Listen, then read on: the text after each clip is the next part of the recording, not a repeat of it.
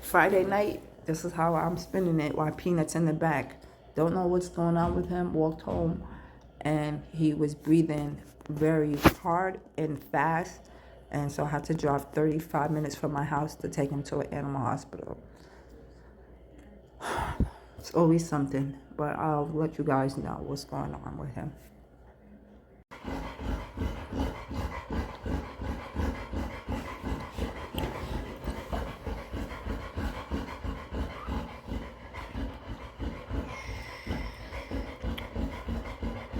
Papa's.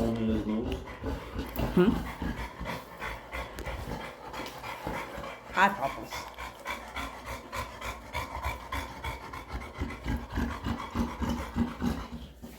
Boy, you just shedding like crazy.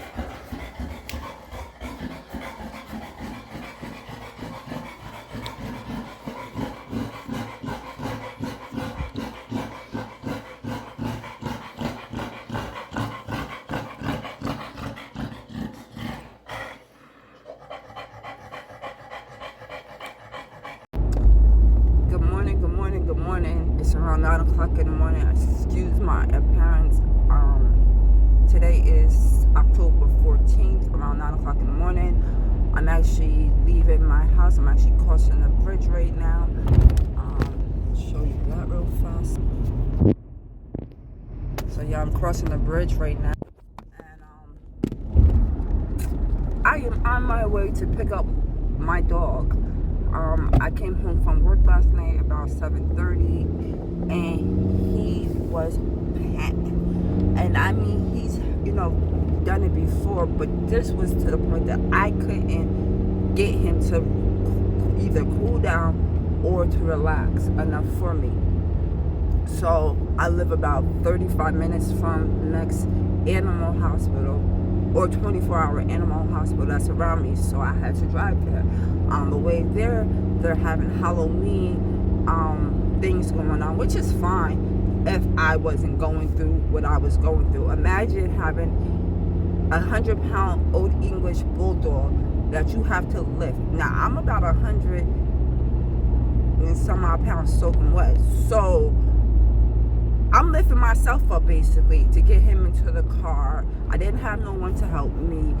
And he's just, it's pretty much sounding like he's gasping for air. And I'm just praying the whole way over.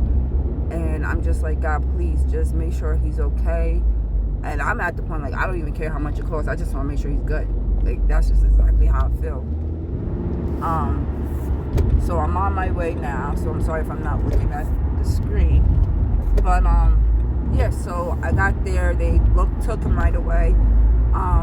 They took him right away, and they started working on him. They asked me if they can sedate him. I said yes, because I felt so bad for him. It looked like he was just crying out to me like, Mommy, help me, help me, help me. And so I wanted him to be a little bit comfortable. So I understand I said upcharge, but I don't care. So I took care of that. And then about, 20 minutes later, the doctor came into the room and basically was telling me that he has pneumonia, and he might, what's the word?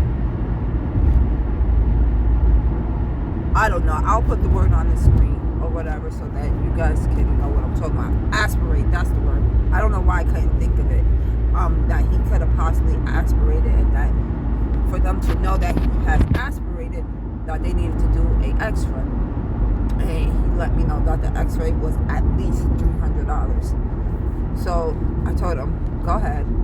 So I already knew by the medicine they gave him to calm him down, and between the x-ray, I was already looking at like almost $1,000 bill. So I'm like, you might as well go big and go home, make sure he's good, right? So I leave there about midnight. They tell me you can go home, that they're gonna keep him or whatever, and they basically tell me that they need a deposit. So I leave a deposit, of course, and I go home, and I haven't slept. I have not slept. I am worried. I know he's doing better, but I'm just worried. Like, had I not came today, or last night I should say, and brought him, like, this would have been a whole nother conversation.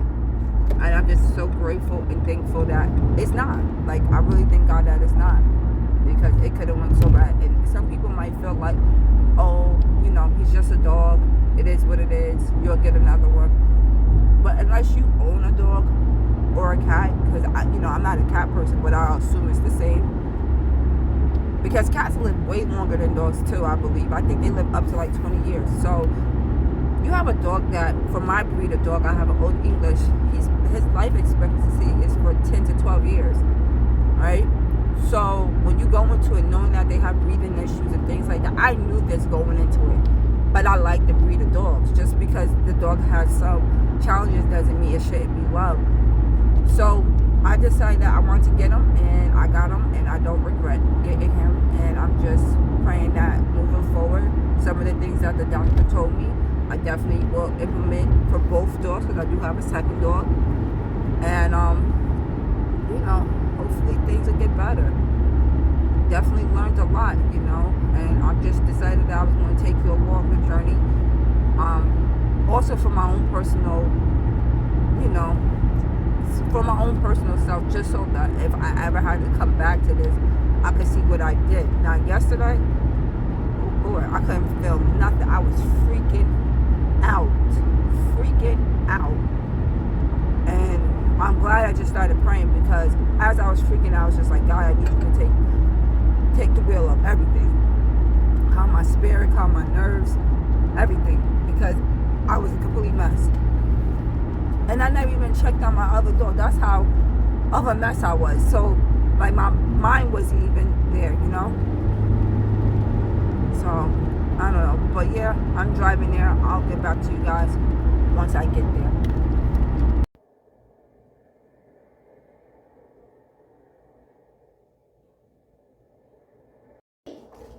Hi, baby. I love you. So he has a Band-Aid where his IV catheter was. You can just take. Now he's home. He's resting. Had his medication already.